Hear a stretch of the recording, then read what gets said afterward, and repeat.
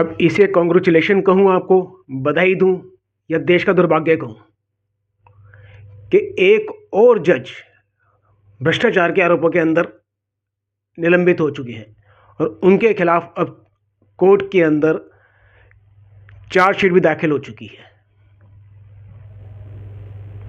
ये हमारे देश का दुर्भाग्य है कि जुडिशरी आज के डेट में करप्ट नेताओं से, भ्रष्ट निकायों से कंपटीशन करने की तैयारी भी आ चुकी है। ये मेरे ख्याल से शायद ही कोई ऐसा दिन निकलता होगा जब किसी ना किसी कोर्ट से ऐसी खबर ना आ रही हो। दिन में एक खबर तो ऐसी आई जाती है कि आज उस कोर्ट के अंदर के जज साहब पर यह इल्ज़ाम लगा। शायद 2022 से लेकर पिछले 2-3 साल के अंदर 2000 जज के ऊपर कंप्लेंट हो चुकी हैं, पर कोई कार्रवाई नहीं आज तक। आज मैं बात कर रहा हूं चंडीगढ़ पंचकुला के एक जज के बारे के ऊपर। उनका नाम है सुधीर परमार। स्टेट विजिलेंस और एंटी करप्शन ब्यूरो ने निलंबित जज सुधीर परमार के खिलाफ गंभीर भ्रष्टाचार के आरोपों वाली चार्जशीट अदालत में दाखिल कर दी है। इनके बारे में कहा जाता है कि जज पर भ्रष्टाचार का बहुत बड़ा आरोप लगा है। अपनी ड्यूटी पर बैठने के बाद जस्ट कुछ दिनों के अंदर ही, कुछ सालों के अंदर ही उन्होंने पता नहीं कितनों का घोटाला कर दिया। पंजाब केसरी की ऑनलाइन मैंने खबर निकाल ली है। ये जब इस तरह आरोप लगते रहेंगे तो ये कैसे ना माना जाए कि जज भी भ्रष्टाचारी अपराधी हो सकता है। अब तो लगता हो सकता है, नहीं है ही, जिस हिसाब से खबरें आ रही हैं। सारी खबरें आती भी नहीं है, सब पकड़े जाते भी नहीं है, पर जितनी आ रही है, जिस हिसाब से इनके परसेंटेज बढ़ते जा रही है, उस हिसाब से क्या हमारे देश का नागरिक इन अदालतों पर न्याय की उम्मीद कर सकता है? क्या मेरी उम्मीद बिल्कुल नहीं है। कहीं और कोई ऑप्शन नहीं है मेरे पास। इसलिए आज मेरे 5 केस चल रहे हैं। 2 केस मेरे ऊपर कंटेम्प्ट के, एक दिल्ली पुलिस ने मेरे पे कर रखा है, एक दिल्ली पुलिस में मैंने कर रखा है, और एक वैसे हुई। पर क्या करूं? अगर आज मैं भी दबंग होता या दबंगों से मेरी पहचान होती या मैं कोई अच्छा नेता होता तो क्या मेरे कोर्ट में केस चल रहे होते? मेरे सारे मामले भारी सुलझ गए होते। सालों साल इनसे हम तारीख लेते हैं, पर जज का कोई फर्क नहीं पड़ता। पंचकुला में स्टेट विजिलेंस और एंटी करप्शन ब्यूरो ने निलंबित सीबीआई और ईडी के स्पेशल जज सुधीर परमार के खिलाफ गंभीर भ्रष्टाचार के आरोपों वाली चार्जशीट अदालत में दाखिल कर दी है। आरोप है कि परमार ने रियल एस्टेट कंपनियों M3M, ये नामी कंपनी है, तो बहुत ऐड सुनी होगी आपने इसकी, और IREO और वाटिका समूह के मालिकों को अदालत में लाभ पहुंचाया और बदले में करोड़ों की संपत्तियां अपने और अपने परिवार के नाम कर ली। जिन रियल एस्टेट कंपनियों को जज साहब ने फायदा पहुंचाया है, अब ये सोचिए कि उन्होंने हमारा आम जनता का कितना नुकसान किया होगा। किसी अपराधी को फायदा जज तभी बता सकता है जब अपराधी ने भी कोई अपराध किया होगा। आम जनता कुछ प्रताड़ित होकर वहां पे न्याय की उम्मीद से गई होगी, पर उस आम जनता को न्याय न देके कंपनी को बेनिफिट पहुंचाया गया। चार्जशीट के मुताबिक परमार ने नवंबर 2021 में पंचकुला में जज का पद संभाला था, नवंबर 2021, और महज 3 से 4 महीनों के भीतर ही 7 से 8 करोड़ रुपए की संपत्तियां खरीद ली, जो पकड़ में आई हैं। बाकी और तो कितना खाया पिया डकार मारा वो अलग से। जांच एजेंसियों के अनुसार यह राशि उनकी आय से कहीं अधिक थी। सोचिए ना, सिर्फ 3 से 4 महीने में 7 से 8 लाख रुपए। अगर हम इसको 4 महीने भी मान लें तो हर महीने का 2 करोड़ आता है। 1 साल का 24 करोड़, 10 साल का 240 करोड़, 20 साल का 480 करोड़, 30 साल का 720 करोड़। नौकरी छोड़ जब तक ये जज की उस पर रहते तब तक तो ये 1000 करोड़ के मालिक बन चुके होते। हिसाब से कंपाउंडिंग इंटरेस्ट लगा के, कंपाउंडिंग प्रॉफिट लगा के वो अलग होता। सोने की चिड़िया को ऐसे ही लूटा जाता है। कभी अंग्रेजों ने लूटा था, आज इस तरह के करप्ट जुडिशियल ऑफिसर लूट रहे हैं और आम जनता कुछ नहीं कर सकती। अगर कुछ कह देती है जुडिशरी के बारे में तो सीधा कंटेम्प्ट ऑफ कोर्ट की बात लग जाती है। उनको सोचना चाहिए पहले, किसी पे कंटेम्प्ट का मुकदमा करने से पहले, कि क्या इनका दामन दागदार है, साफ है, उजला है, या फिर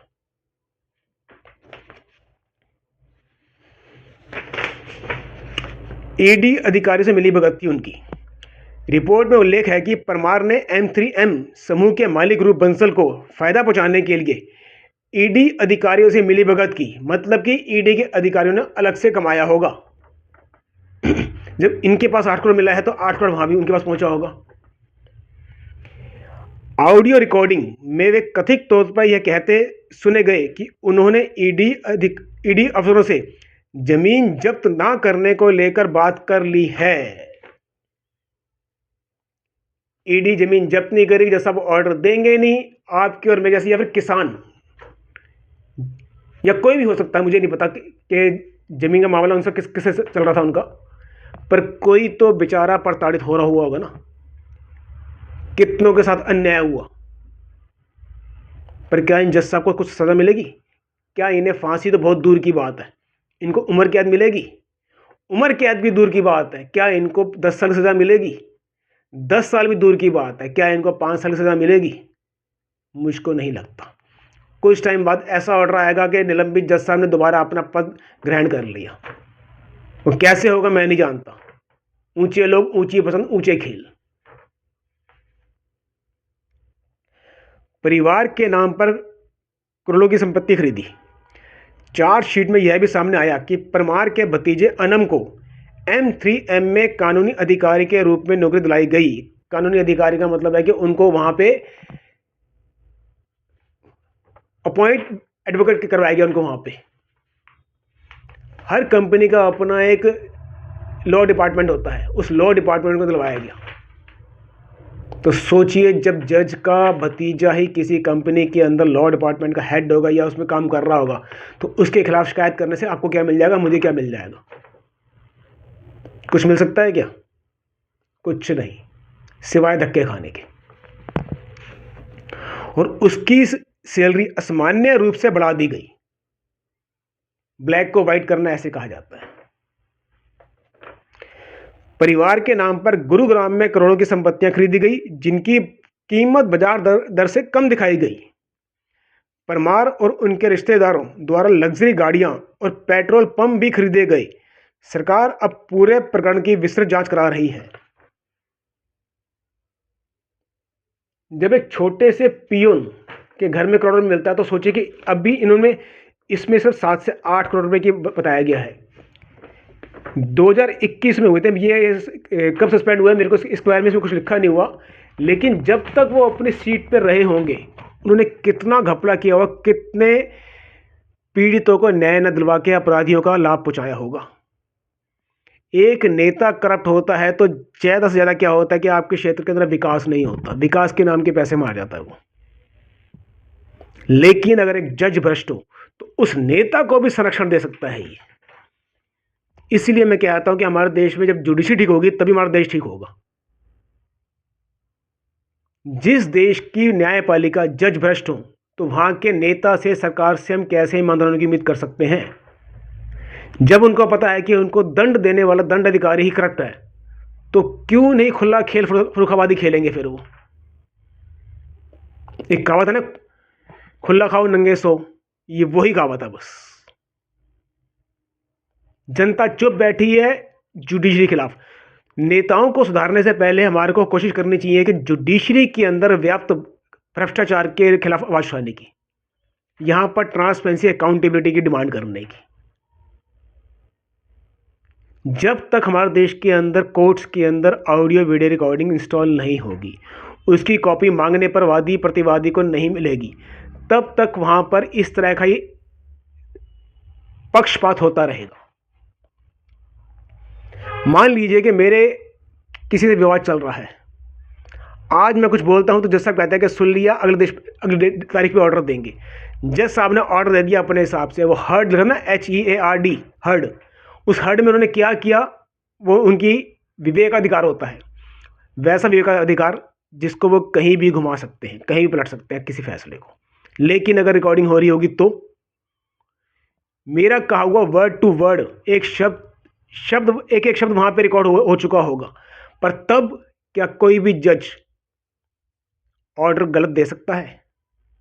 मैंने गलत कहा है तो बात दूसरी है, लेकिन अगर मेरे फैक्ट्स, मेरे तथ्य, मेरी ओरल आर्गूमेंट बिल्कुल वर्ड टू वर्ड ठीक है तो क्या कोई भी जज कर सकता है?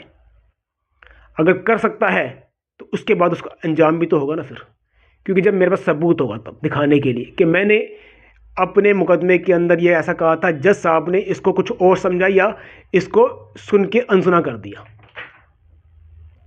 इसीलिए बार बार कहता हूँ आपसे, मैं सारी बातें बाद में, सबसे पहले कोर्ट्स के अंदर ऑडियो वीडियो रिकॉर्डिंग की डिमांड कीजिए बस। जब तक हमारे देश के अंदर ऑडियो वीडियो रिकॉर्डिंग की शुरुआत नहीं होगी तब तक हमारे देश का बंटाधार होता रहेगा। हर विकसित देश के अंदर जुडिशरी स्ट्रांग होती है, इंडिपेंडेंट है, वो अलग बात है। ऐसी इंडिपेंडेंसी हम क्या करेंगे जो अपने अंदर से ही चावल में से कंकर बीनने की तरह करप्ट न्यायाधीशों को बाहर नहीं निकालती। घर में से करोड़ों पकड़े जाते हैं, इल्ज़ाम लगता है तो बस जस्ट लाइक ट्रांसफ़र कर दिया जाता है उसका कि भैया जी आपने इस सीट पे बैठ के बहुत सारा लूट लिया, अब अगली सीट पे बैठ के करप्शन कीजिए आप। तो कब तक चलेगा हमारे देश के अंदर ऐसा? ऐसा तब तक चलेगा जब तक कि आप लोग खुद सोए रहेंगे।